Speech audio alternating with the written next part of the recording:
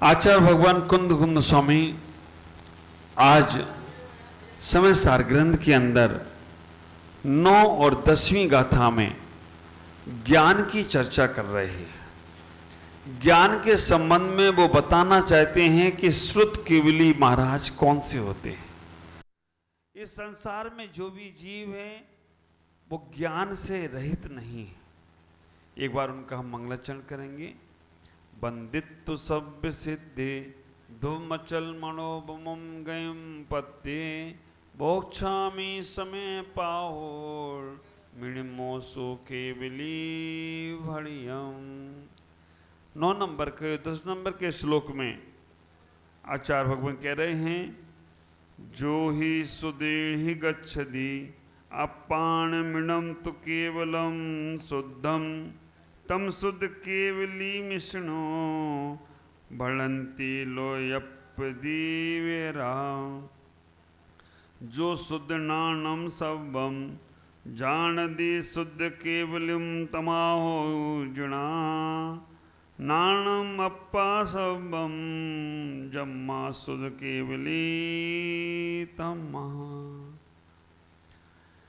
ज्ञान की चर्चा करते हुए आचार्य यहाँ कह रहे हैं, जो जीव निश्चय से सुदेण ही गच्छति अपाणिमिणम केवलम शुद्धम, श्रुत ज्ञान के द्वारा इस शुद्ध आत्मा को जानता है, तम शुद्ध केवलियम वह श्रुत केवली है। ईष्णु ऐसा रिसीवर ने लोयपदिविरा जिन्हें लोक को जाना है भड़ंती कहते हैं।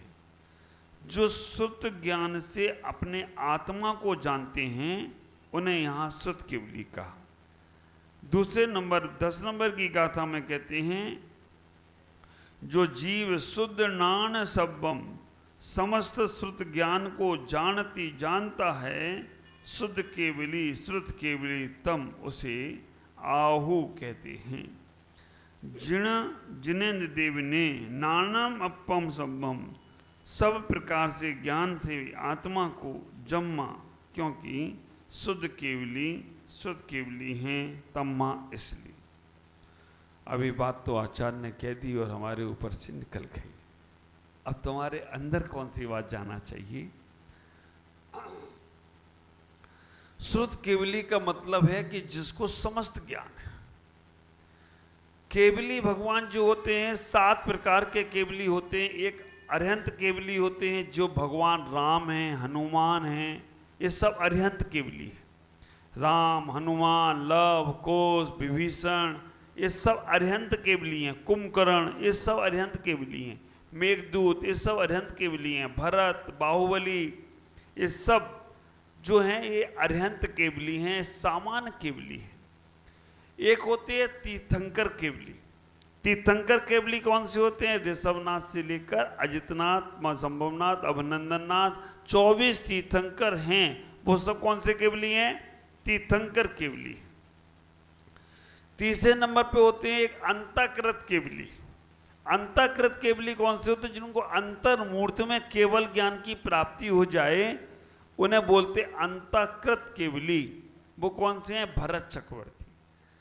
भरत चक्रवर्ती जो है वो अंतःकृत केवली हैं। एक बोलते हैं उपसर्ग केवली। उपसर्ग केवली कौन है? 5 पांडव, 3 पांडवों को केवल ज्ञान हो गया। गज कुमार मुनिराज जिनके ऊपर उपसर्ग हुआ और उन्हें केवल ज्ञान प्राप्त हो गया, उन्हें बोलते हैं उपसर्ग केवली। एक होते हैं समुद्र घात केवली। आपको तो मालूम है अरिहंत भगवान है, दर्शन कर लिए काम खत्म नहीं, इनकी क्वालिटियां सोचो। एक होते हैं समुद्र घात केवली। समुद्र घात का मतलब होता है शरीर उनका है, आयु, कर्म और बाकी के वेदिनी, नाम, गोत्र ये 4 कर्म जब रह जाते हैं तो उनके शरीर के आत्म प्रदेश बाहर जाते हैं और वो आत्म प्रदेश बाहर जाकर स्थिति को एक साथ मिलाते हैं, घटाते हैं, कम करते हैं, ज़्यादा करते हैं और आयु के साथ उनकी सेटिंग बैठाते हैं। क्योंकि आयु कम, बाकी के कर्मों की स्थिति ज़्यादा, तो उनको आयु के हिसाब से करके समुद्र घात करते हैं। समुद्र घात का मतलब होता है अपने शरीर में से एक पिंड के रूप में शरीर में से एक दंड कपाट अपने आत्मा के प्रदेश, शरीर वहीं रहेगा, आत्मा के प्रदेश बाहर जाते हैं, उन्हें बाहर जाकर स्थितियों को कर लेते हैं व्यवस्थित, उन्हें समुद्रघात केवली बोलते हैं। तो सामान्य केवली राम हनुमान आदि हो गए, अंतःकृत केवली जिनको अंतर्मूर्त में केवल ज्ञान हुआ भरत चक्रवर्ती हो गए, उपसर्ग केवली जो उपसर्ग के साथ केवल ज्ञान हुआ 5 पांडव में 3 पांडव आदि हो गए। उसके बाद अनंतकृत केवली जो एक के बाद दूसरे कंटिन्यू में केवली हो रहे हैं। इस पंचम काल में भी केवली भगवान हुए। आप विचार करके रखना, पंचम काल में भी केवली भगवान हुए 3। भगवान महावीर स्वामी के मोक्ष जाने के बाद कहते हैं कि इंद्रभूति गौतम पहले केवली हुए, पंचम काल में हुए। भगवान महावीर मोक्ष गए, उसके बाद 3 वर्ष 8 माह 15 दिन बाद ये पंचम काल शुरू हो गया था। 3 वर्ष 8 माह 15 दिन बाद पंचम काल शुरू हुआ। चौथे काल के जन्मे जीव ही पंचम काल में मोक्ष जा सकते हैं, ये व्यवस्था है। चौथे काल में जो जीव जन्म लेता है वो ही पंचम काल में मोक्ष जा सकता है। तो 3 केवली इंद्रभूति गौतम भगवान महावीर के मोक्ष जाने के बाद 12 साल बाद वो मोक्ष गई, उन्हें केवल ज्ञान उसी दिन हो गया, लेकिन वो बाद में मुक्ति को प्राप्त हुई। इंद्रभूति गौतम के बाद सुधर्माचार्य, तीसरे नंबर पर जम्बू स्वामी। ये तीनों केवली भगवान वर्तमान में पंचम काल में मोक्ष गए। इंद्रभूति गौतम कहां से मोक्ष गए? गुणावा जी से। पावापुरी में भगवान महावीर गए, भाई वहीं के बगल में कितनी दूरी है?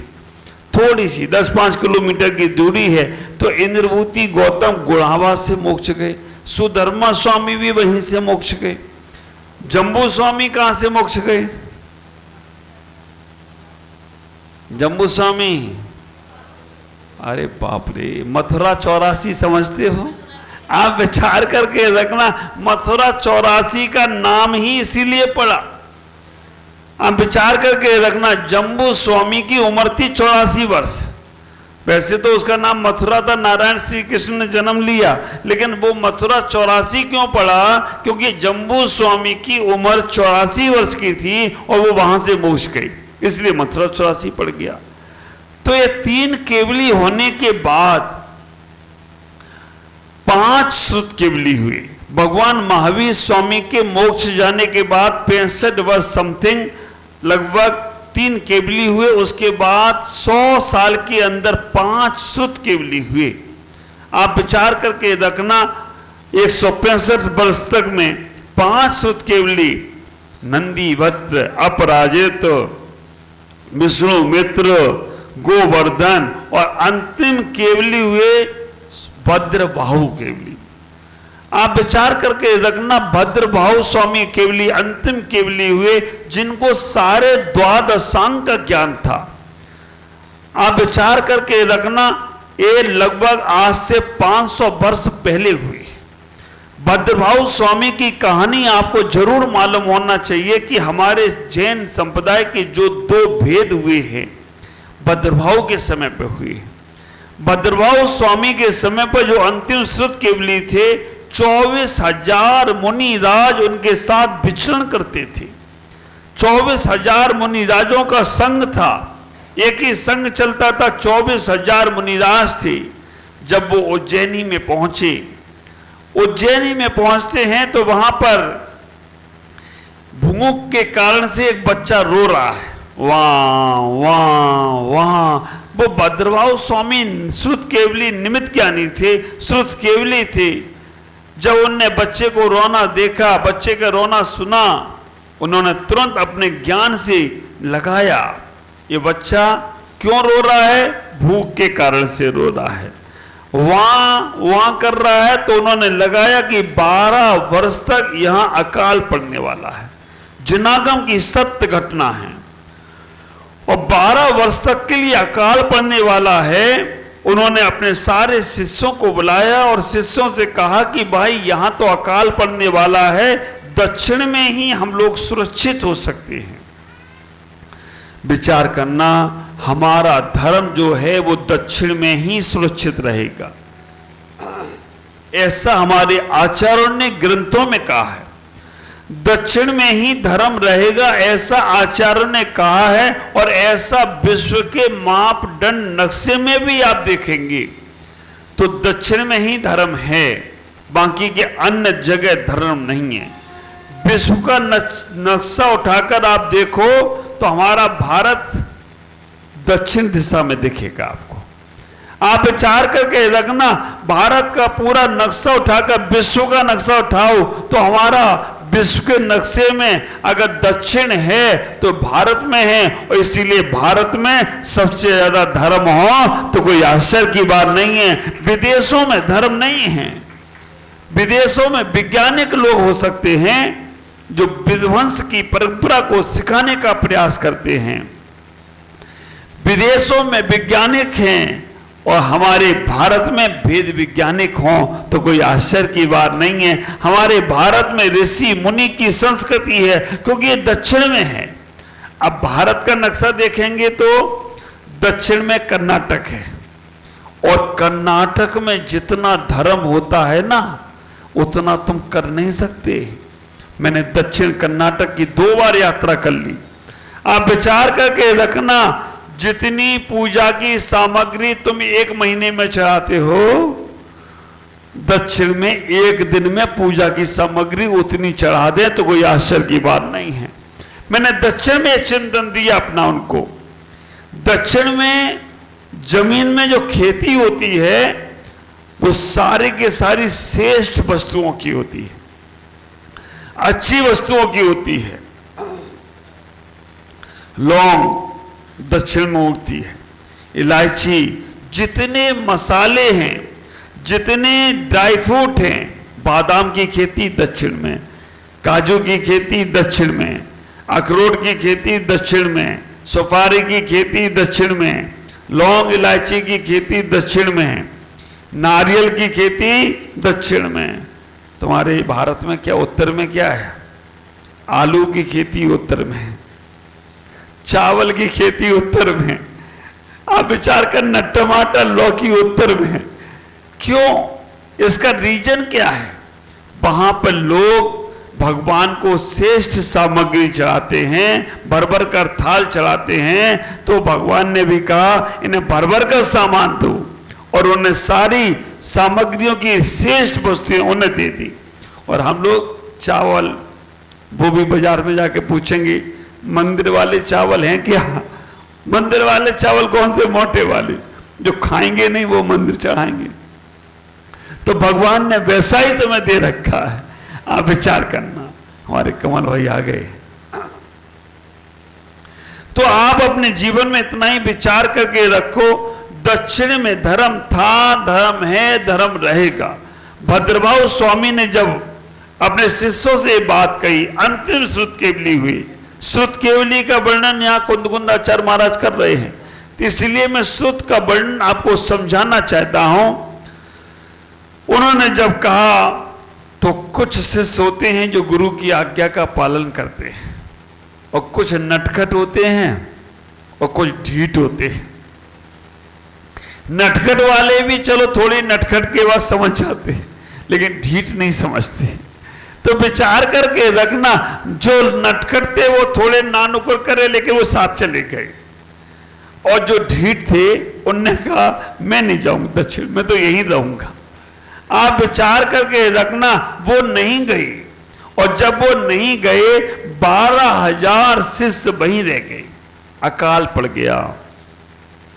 ये कथानक आपको इसलिए पता होना चाहिए क्योंकि हम दिगंबर और श्वेतांबर की जो जहां से शुरुआत हुई, आप विचार करके रखना, जब वहां पर 12 साल का काल पड़ा, लोगों को खाने के लाले पड़ने लगे, लोगों को खाने के लिए भोजन नहीं था, लेकिन श्रावक इतना श्रद्धालु था कि अपने मुनिराज को तो भोजन देना ही देना है, अपने मुनिराज को तो आहार कराना ही कराना है।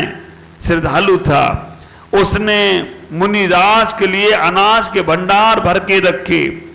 12-12 हजार मुनिराज भोजन करके निकलते थे, आहार करके निकलते थे। लेकिन जिनको भोजन नहीं मिलता था, ऐसे भूखमरे लोग जो भूख से पीड़ित थे, जब मुनिराज को आहार कर देखते थे तो वो मुनिराज को घेर लेते थे और मुनिराज को घेर कर उनके पेट को फाड़ कर मांस आदि जो भी था वो खाने लग गए। उनके पेट से जो अनाज था वो निकालने लग गए। बड़ी समस्याएं शुरू हो गई। समस्याएं शुरू हुई। गया वो तो लगा के, अब महाराज करते रहो आप विचार करके रखना। समस्याएं जब शुरू हुई तो श्रावकों ने चर्चा करी। श्रावकों ने कहा, महाराज आप दिन में निकलते हो, दिन में निकलते हो तो दिन में निकलते समय लोग देख लेते हैं भोजन के लिए तकलीफ हो रही है, हमारे मुनियों का इस प्रकार से अनादर हो रहा है, उन पे उपसर्ग हो रहा है। आप ऐसी कोई व्यवस्था बनाओ कि रात्रि के समय आओ। विचार करना, भद्रभाव श्रुत केवली के समय की ये कहानी है। उन्होंने कहा रात्रि के समय आओ। रात्रि के समय मुनिराज जाते थे, पात्र में भोजन लाते थे, भोजन अपने उपासना में रखते थे, अपने स्थान में रखते थे, सुबह दिन में भोजन करते थे। ऐसी व्यवस्था थोड़े दिन नहीं चल पाई, ज्यादा दिन नहीं चल पाई। नग्न अवस्था, ऐसे जाना ऐसे आना और भोजन को पात्रों में लाना, तो फिर बड़ा गड़बड़ मामला होता था। अचानक जब पात्रों को लेकर जाने लग गए और जाकर किसी के द्वार पर बोलते थे कि महाराज आए आहार दो। एक दिन एक मुनिराज बिना बता के चले गए। एक घर को उन्होंने खटखटाया और जैसे ही वहां से दरवाजा खुला, वहां पर एक गर्भवती महिला ने दरवाजा खोला। ऐसा कहते हैं कि उसे पता नहीं था कि नग्न मुनिराज भी होते हैं। उसके साथ दुर्घटना घट गई। बहुत तकलीफ हुई। समाज ने फिर मिट्टी की, समाज ने फिर चर्चा की। उन्होंने कहा महाराज रात्रि के समय नग्न वेश में जाते हो, ये लोगों को अच्छा नहीं लगेगा, क्योंकि लोग इसको गलत समझते हैं। इसलिए आप जब तक उपसर्ग नहीं हो रहा है, दूर नहीं हो रहा है, तब तक आप रात्रि के समय जब आहार लेने आओ, भोजन लेने आओ, उस वक्त कोई वस्त्र लपेट कर आ जाया करो। मुनिराजों ने समझौता कर लिया। विचार करके रखना, जब तक हम समझौता करते रहेंगे तो बिगड़ते रहेंगे। समझौता कर लिया। समझौता करने के बाद रात्रि में वस्त्र लगा के जाते, भोजन लाते और अपने उपासना में वस्त्र छोड़कर ही भोजन करते थे। पात्र में से निकालकर हाथ में ही भोजन करते थे। यहां तक व्यवस्था चलती रही। थोड़े दिनों बाद जब मुनिराज, तो रात्रि में पुरुष तो नहीं मिले, आदमी तो नहीं मिले, लेकिन रात्रि में होता यह था, जब वो भोजन का पात्र लेकर निकलते थे, कुत्ते पीछे पड़ने लग गए। कुत्ते पीछे, डॉगी पीछे, जानवर पीछे पड़ने लग गए। तो उन्होंने कहा अब क्या किया जाए। उन्होंने कहा महाराज एक डंडा साथ में ले लो। और वहां से वो डंडा उनके हाथ में आ गया। अब देखेंगे ऐसे ऐसे परंपरा चलती रही। फिर उन्होंने कहा कि बोलने से बहुत ज्यादा तकलीफ होती है और जीवों की हिंसा होती है, तो मुंह पे पट्टी भी आ गई। ऐसा भद्रभाव के समय पर ये परंपरा 2 भागों में बट गई, दिगंबर और स्वयंवर। ये दिगंबर कथानक मैंने आपको समझाया, स्वयंवर वाले भी कुछ अलग कहते हैं। आप विचार करके रखना, स्वयंवर समाज का भी कथानक कुछ इस प्रकार से है कि एक मुनिराज को, स्वयंवर साधु को बहुत सुंदर कपड़ा दिया, राजा ने भेंट किया। और क्योंकि मैं उनको भी सुनता हूं, जब उनसे बात करता हूं तो उनसे भी पूछता हूं कि आपके अंदर ये वस्त्र आए कहां से। उन्होंने कहा हमारे यहां से तुम निकले हो दिगंबर। मैंने कहा ये तो बात समझ में नहीं आती। ये आदमी जन्म से ही दिगंबर है, वस्त्र तो बाद में मोड़े जाते हैं। आप विचार करना, उनके यहाँ कथानक है कि एक दिगंबर साधु, एक स्वयंवर साधु को बहुत सुंदर कंबल ओढ़ने के लिए दिया। वो कंबल से इतना राग करने लगा कि गुरु को कुछ नहीं समझता था। कंबल संभाल के रखना, कंबल संभाल के रखना, विचार करके रखना। वो कंबल को इतनी सहेज के रखता था, ध्यान नहीं करता था, साधना नहीं करता था, सामायिक नहीं करता था, पूजा पाठ नहीं करता था, कंबल लपेट कर रखता था। आहार में भी जाए तो कंबल साथ में ले जाता था। इतना ज्यादा उसका राग हो गया उस कंबल से। विचार करना, राग है वहीं पर हमारा दुख शुरू होता है। कहते हैं वहां पर जब उसके अंदर ऐसा राग हुआ, एक दिन उसने अपने गुरु की भी बात नहीं मानी। और विचार करना, जो संसार में रहकर अपने गुरु की बात नहीं मानता है वो जीवन भर भटकता है।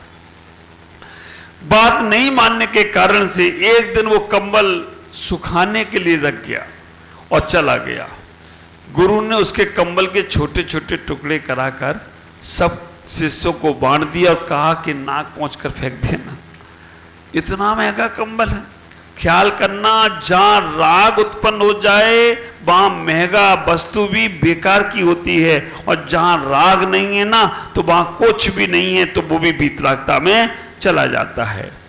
जब ऐसा हुआ तो कहते हैं कि वहां पर ऐसी व्यवस्था बन गई, जब उसने आकर देखा कि उसका कंबल लोगों ने पैर पहुंच के, नाक पहुंच के फेंक दिया, उसका मन खराब हो गया, उसे गुस्सा आ गई और उसने अपने पूरे वस्त्र छोड़कर दिगंबर हो गया। ये उनका कथानक है। सही क्या गलत क्या अगर हम देखने के लिए जाएं तो हम बहुत उलझ जाएंगे, लेकिन ये बात वो भी मानते हैं कि निर्वाण जब भी होगा तो इसी मुनि अवस्था से ही होगा, इसी निर्वाण और नंग अवस्था से ही होगा। नग्गो ही मोह मग्गो। विचार करना। तो श्रुत केवली भगवान जो हमारे अंतिम श्रुत केवली थे, भद्रभाव स्वामी, यहां आचार्य कहने का प्रयास कर रहे हैं कि दो प्रकार के श्रुत केवली हैं। जो ही सुदेणादिच्छदी अपान मिलन तो सुत केवलियम शुद्ध, जो शुद्ध का अपने आत्मा का ही अनुभव करता है, आत्मा ही श्रुत केवली है। आचार्य यहां कहने का प्रयास कर रहे हैं कि आत्मा ही श्रुत केवली है। ये निश्चय का कथन हुआ, अभेद रत्नात्रय का कथन हुआ। लेकिन इसी बात को हमारे आचार्य दूसरी गाथा में कह रहे हैं। इसी बात को आचार्य हमारे दूसरी गाथा में कह रहे हैं, जो शुद्ध नानम सत्वम जान दी शुद्ध केवली तमहाओ जड़म। कह रहे हैं जिनको द्वादशांग का ज्ञान होता है वो श्रुत व्यवहार श्रुत केवली है। केवली का मतलब है जिन्हें सारी चीजों का ज्ञान है। श्रुत केवली छठवें गुणस्थान में होते हैं, द्रव श्रुत केवली। एक बात का हमेशा और ख्याल करना, सिद्धांत का विषय है, लेकिन ये विचार करना जब भी द्वादशांग का ज्ञान होगा तो मुनिराज को ही होगा, मिथ्या दृष्टि को होने वाला नहीं, गृहस्थों को होने वाला नहीं, त्यागी वृत्ति पंचम गुणस्थान वृत्ति को होने वाला नहीं। द्रव श्रुत भी होगा तो केवल मुनिराजों को ही होगा। और जो भाव श्रुत है, सातवें गुणस्थान से ऊपर जो मुनिराज हैं उनको ही होगा। जो अभेद रत्नात्रय में हैं, जो निश्चय रत्नात्रय में हैं, उनको ही भाव श्रुत केवली होंगी, सातवें गुणस्थान से ऊपर। बाकी के छठवें गुणस्थान वर्ती को द्रव श्रुत का ज्ञान होता है। अब ज्ञान विचार करना, 11 अंग 14 पूर्व, इनको कहते हैं द्वादशांग। जिनवानी की जब आप पूजा करते होंगे तो द्वादशांग जिनवानी को अर्घ चढ़ाते हैं। 11 अंग और 14 पूर्व। उपाध्याय परमेष्ठी के गुण कितने होते हैं? 25। ये 25 जो गुण हैं, 25 मूल गुण हैं, ये 11 अंग 14 पूर्व हैं। 11 अंग आचारांग, सूत्रांग, कृतांग, पृष्ठ व्याकरणांग, ये सारे जो अंग, इनमें सारा का सारा ज्ञान है। 11 अंग का ज्ञान मिथ्या दृष्टि को भी हो जाएगा। लेकिन द्वादशांग 12वां अंग का जो ज्ञान होता है वो केवल और केवल मुनिराजों को ही होता है। आप विचार करेंगे, इन ज्ञानों के माध्यम से वो अपने आप को समझने का प्रयास कर रहे हैं। अब हमारे संप्रदाय में एक दूसरा मत भी है, वो दूसरा मत चौथे गुणस्थान में ही अपने आप को शुद्ध केवली के समान अनुभूति मांगने लगता है। ऐसा दूसरा मत है, वो कहता है कि चौथे गुणस्थान में भी हम शुद्ध केवली हैं। आत्मा का हमने अगर स्वाद लिया है, आत्मा का, जिसने आत्मा को जान लिया, बाह्य ज्ञान कुछ भी नहीं है, लेकिन आत्मा को जिसने जान लिया वो भी शुद्ध केवली है। यहां पर आचार्य कह रहे हैं कि निश्चय से आत्मा को जानने वाला भी शुद्ध केवली है। तो आप विचार करना, वो कहते हैं हमने चौथे गुणस्थान में ही आत्मा को जान लिया, तो इसलिए हम शुद्ध केवली हो गए। आचार्य कहते हैं तत्वशुद्ध ग्रंथ के अंदर आचार्य कहते हैं एक सूत्र बहुत सुंदर, 9वें अध्याय के 37वें नंबर का सूत्र उन्होंने एक कहने का प्रयास किया। आचार्य कहते हैं शुक्ले चाध्ये पूर्व विधा। शुक्ल ध्यान के दो पहले के भेद, शुक्ल ध्यान पृथकत्व तक एकत्व तक जिसको होगा उसको ही शुद्ध केवली कहेंगे। उसे 11 अंग और 14 पूर्व का ज्ञान होता है। आप विचार करके रखना, निश्चय का ज्ञान होने के पहले व्यवहार का ज्ञान होना चाहिए। अगर व्यवहार का ज्ञान नहीं है तो निश्चय का ज्ञान होने वाला नहीं। जब तक तुम्हारे पास द्रव श्रुत नहीं है तब तक भाव श्रुत होने वाला नहीं है। पूजा की सामग्री द्रव्य में आपके पास होगी तो भाव सहित पूजा करके आप अपना कल्याण कर सकते हो, और द्रव्य सामग्री है ही नहीं। आप कहो मैं भाव पूजा से मोक्ष चला जाऊं तो होने वाला नहीं। भाव पूजा के पहले हमें द्रव्य की सामग्री चाहिए। उसी प्रकार से हमें बाह्य की जानकारी, जो ग्रंथ हैं उनकी जानकारी भी लेना है, द्वादशांग की जानकारी लेना है। जब द्रव स्रोत तुम्हारे पास आएगा तब तुम्हें भाव स्रोत मिलेगा। एक बात का हमेशा ख्याल रखना, जब द्रव दीक्षा होगी तो तुम्हारी भाव दीक्षा में मन लगेगा। एक बात अलग है कि जब मुनि दीक्षा लेते हैं तो सबसे पहले 7वां गुणस्थान होता है, बाद में 6वां गुणस्थान होता है। ज्ञान की परिणति हमारे सब जीवों के पास है। ज्ञान की परिणति पेड़ पौधों के पास है। इस संसार में जितने भी जीव हैं सबके पास ज्ञान है। अग्नि के पास ज्ञान है। आप सोचेंगे अग्नि के पास ज्ञान, अग्नि के पास ज्ञान नहीं होता तो ऊपर कैसे जा रही होती। अग्नि के पास ज्ञान है, पेड़ पौधों के पास ज्ञान है। आप विचार करना, पानी के पास ज्ञान है, पत्थरों के पास ज्ञान है, हमारे पास हवा जो चल रही है उसके पास ज्ञान है। आचार्य कह रहे हैं जहां जहां जीव है वहां वहां ज्ञान है। मति ज्ञान और श्रुत ज्ञान है। 5 प्रकार के ज्ञान हैं, मति ज्ञान, श्रुत ज्ञान, अवधि ज्ञान, मनप्रय ज्ञान और केवल ज्ञान। ये 5 प्रकार के ज्ञान में 3 कुमति ज्ञान भी हैं, कुमति, कुश्रुत और कुअवधि ज्ञान। संसार में जिनके पास मन नहीं है, एक इंद्रिय से लेकर 5 इंद्रिय तक के सभी जीवों के पास ज्ञान है कुमति ज्ञान, कुश्रुत ज्ञान। पंचेंद्रिय संगी जीव जो है उसके पास सम्यक ज्ञान होंगे। इंद्रिय और मन की सहायता से जो ज्ञान हो रहा है उसे मति ज्ञान कहते हैं। इंद्रियां हमारी 5 इंद्रियों से और 6वां मन, इससे जो ज्ञान होता है उसे बोलते मति ज्ञान। मति ज्ञान से जाने हुए विशेष पदार्थ, मति ज्ञान से जाने हुए पदार्थ को विशेष रूप से जानना उसे बोलते हैं श्रुत ज्ञान। उसके बाद कह दिया जहां इंद्रिय और मन की अपेक्षा नहीं है उसे बोलते हैं अवधि ज्ञान। जो दूसरे के मन में आए हुए विचारों को जानता है उसे बोलते हैं मनप्रय ज्ञान। और जो 3 लोक के सारे द्रव गुण पर्याय को एक साथ जानता है उसे बोलते हैं केवल ज्ञान। आप लोगों के पास कौन सा ज्ञान है? कौन बोला केवल ज्ञान है? हम तो सब जानते हैं महाराज। और आज गूगल बाबा के माध्यम से तुम क्या नहीं जान सकते हो। आप विचार करके रखना, गूगल बाबा के अंदर एक से एक चीजें, आप उसमें जो चाहते हो आप उसमें ज्ञान लिख दो, इतने प्रकार का ज्ञान मिलेगा तुम्हें कि बाहर का कोई आदमी ज्ञान दे नहीं सकता, इतना ज्ञान मिल जाएगा। कहीं जाना हो, आजकल आदमी इतना आलसी हो गया, सब कुछ गूगल बाबा पे दिखता है। हाँ, कई बार तो घटनाएं दुर्घटनाएं में घट जाती है। आपको रास्ता देखना है, आपने गूगल में लगा दिया कि ये रास्ता मेरा कहाँ तक है रास्ता, अब उसके अंदर तो लगा है वो शॉर्टकट नहीं समझता है, उसे लॉन्ग कट ही चाहिए। आपने लगा दिया और रास्ता, और वो बताएगा 25 किलोमीटर। हम लोगों के साथ हुआ, पूछा कि भाई ये सामने का रास्ता कितना है, एक बार देख के बताओ गूगल पे, बोला 18 किलोमीटर।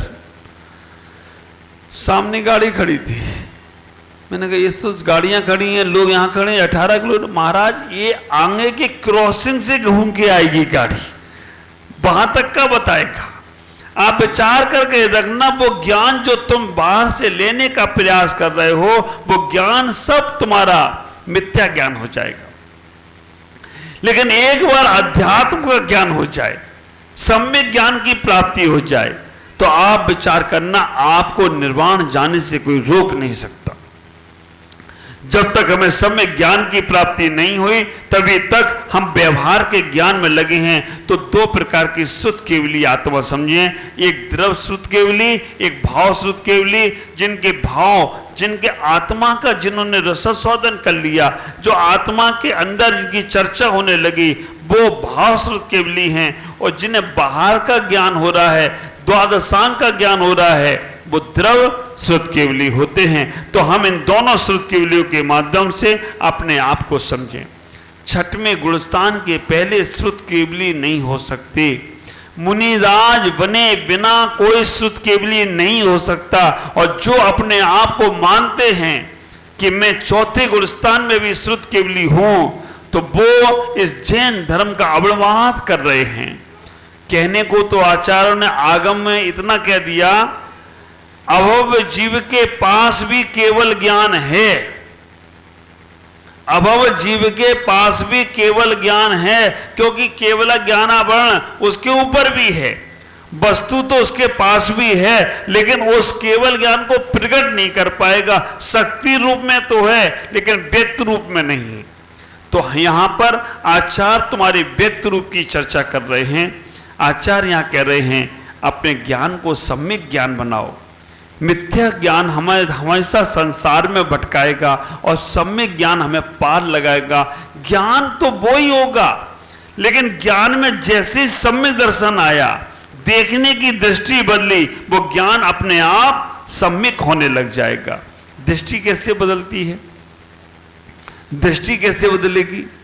आप विचार करके रखना, दृष्टि बदलने के लिए केवल श्रद्धा चाहिए। श्रद्धा अगर आपके पास है, मैं हमेशा कहता हूं, आस पर आसमान टिका है, आस पर आसमान टिका है, विश्वास पर इंसान टिका है। मानो या ना मानो, इस हकीकत को मित्रों, हम सबकी श्रद्धा पर हमारा भगवान टिका है। हम सबकी श्रद्धा पर हमारा भगवान टिका है। तुम्हारी श्रद्धाएं जैसी होंगी, श्रद्धाएं अच्छी होंगी, श्रद्धाएं सम्यक होंगी, तो तुम्हारा ज्ञान सम्यक होने वाला है। वही मंदिर के भगवान को कोई पत्थर के पाषाण समझता है, और कोई वही मंदिर के भगवान को देवादिदेव अरिहंत समझता है। वही कोई व्यक्ति इन साधुओं को नंगा समझता है, और वही कोई साधु इन साधुओं को निर्ग्रंथ समझता है। केवल दृष्टि बदलने का अंतर है। विचार करके रखना, वो कोई इन ग्रंथों को खाली पुस्तक समझता है। रद्दी बेचने वाले के पास जाओ, भाई ये ग्रंथ कितने का लोगे? वो कहेगा तौल के बता दो, जितने का होगा ले लूंगा मैं। और वही ग्रंथ किसी महान पुरुष के पास ले जाओ, ये ग्रंथ ही तो दिया था कौंडिन्य ग्वाला ने, मुनिराज को एक ग्रंथ भेंट किया था। और ग्रंथ भेंट करने का महत्व कितना हुआ, वो कोंडिस ग्वाला अगर कुंद कुंद आचार बन गए हो तो कोई आश्चर्य की बात नहीं है। ये सामान जब आप सास वेट करते हो ना, तो ये मत सोचा करो कि महाराज को सास वेट वही वाला फिर कर दिया, वही वाला फिर दे दिया, ये क्या है, नहीं। उस पे इतनी श्रद्धा, इतनी आस्था, इतना गहरा कि ये श्रुत ज्ञान का द्वादशांग का श्रुत देने से कोंडिस ग्वाला कुंद कुंद आचार हो गया। तो हम भी अपने बच्चों से ज्ञान दान जरूर कराएं, बच्चों से श्रुत का, शास्त्र का दान करवाएं, जिससे बच्चों की बुद्धि का विकास होगा, बच्चों की बुद्धि बढ़ेगी। हम ज्ञान का जितना प्रचार प्रसार करेंगे उतना हमारा ज्ञान का क्षयोत्सव बढ़ेगा। आपके मन में एक बार विकल्प आ सकता है, महाराज इतने सारे ग्रंथ हो गए, इतनी सारी पुस्तकें हो गई, मंदिर में ढेर पुस्तकें हो गई, क्या किया जाए। कभी ऐसा विचार नहीं आया, इतने सारे कपड़े हो गए घर में, इतनी सारी साड़ियाँ हो गई, अब लेना बंद करें कपड़े और साड़ियाँ। साड़ियाँ तो 4 और चाहिए, पेटी पे पेटी भरना चाहिए। आप विचार करके रखना, हमारे पास इतने सारे भौतिक सामान इकट्ठे हो रहे, उनको छोड़ने का मन नहीं होता है, लेकिन आध्यात्मिक सामान अगर कोई एक आ जाए तो लगता है इतना सारा हो गया। ख्याल करना, हम इतना ही विचार करें, इतना ही सोचने का प्रयास करें, आपका जीवन बहुत मंगलमय होगा, बहुत आनंद में होगा। हम ज्ञान की जितनी उपासना करें, हम ज्ञान का जितना महत्व दर्शाएं, हम ज्ञान का जितना अपने अंदर लाने का प्रयास करें।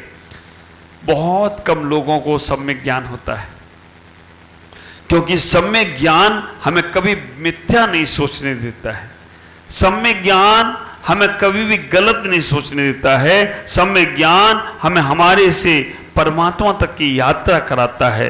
सुत केवली महाराज, जिनका गुणस्थान 6वां और 7वां है, आज वर्तमान में हम साधुओं को भी नहीं हो सकता। वर्तमान में कितने भी साधु, कितने भी तपस्वी हो जाएं, उनको शुद्ध ज्ञान का अंश भी नहीं हो सकता। हाँ, वर्तमान में रिद्धियां नहीं है, सिद्धियां हैं। कभी कोई महाराज के पास, माता जी के पास, या और किसी की गृहस्थों के पास, गृहस्थों की भी हो जाती सिद्धियां, कोई बहुत बड़ी बात नहीं है, सिद्धियां कोई भी कर सकता। मेरा एक प्रश्न था पहले कि रिद्धि और सिद्धि में अंतर। सिद्धियां गृहस्थों को भी हो जाती हैं, संतों को भी हो जाती हैं, लेकिन रिद्धियां केवल मुनिराज को होती हैं। और निमित्त ज्ञान, आप आए, ख्याल करना, आप आए, आपके आने से हमें पता चल जाता है कि आप क्या भाव से आए हो। इसे निमित्त ज्ञान बोलते हैं। आचार्य दादा गुरु मेरे बिमल सागर जी महाराज, इनके बारे में सब कुछ किसी को मालूम है कि उनके पास पहुंचते ही उनका ज्ञान श्रुत ज्ञान नहीं था, श्रुत केवली नहीं थे, लेकिन निमित्त ऐसा था कि वो बता देते कि ऐसे समय पे ऐसा होगा, ऐसे समय पे ऐसा होगा। ये अभिषेक मुझे बताता रहता है सुपासमती माता जी का। मैं तो नहीं मिला, ना दादा गुरु बिमल सागर से मिल पाया, ना माता जी सुपासमती से, लेकिन ये बताता रहता है कि माता जी ने कब कब क्या बताया, वो बिल्कुल परफेक्ट हुआ है। ये सब ज्ञान ही तो है। विचार करके रखना, हमारे साधक साधनाओं से जो बताने का प्रयास करते हैं, वो सब आपके जीवन में फलीभूत होता है। कारण है, रीजन क्या है? उसका रीजन इतना ही है कि उनके अंदर पक्षपात नहीं होता है, उनके अंदर स्वार्थ नहीं होता है, उनके अंदर कोई ऐसी राग द्वेष की बात नहीं होती है। और जब राग द्वेष से रहित होकर, पक्षपात से रहित होकर आप अपने वचनों को निकालेंगे तो आपको वचन सिद्धि होगी, और वचन सिद्धि होगी तो वो ही तुम्हारे श्रुत केवल ज्ञान में, श्रुति केवली में पंडित हो तो कोई आश्चर्य की बात नहीं होगी। तो आप अपने मन को पवित्र बनाएं, मन को, विचारों को पवित्र बनाएं, ज्ञान का सदुपयोग करें, जिससे तुम्हारा जीवन बहुत आनंदित हो। आज इतना ही। ओम नमः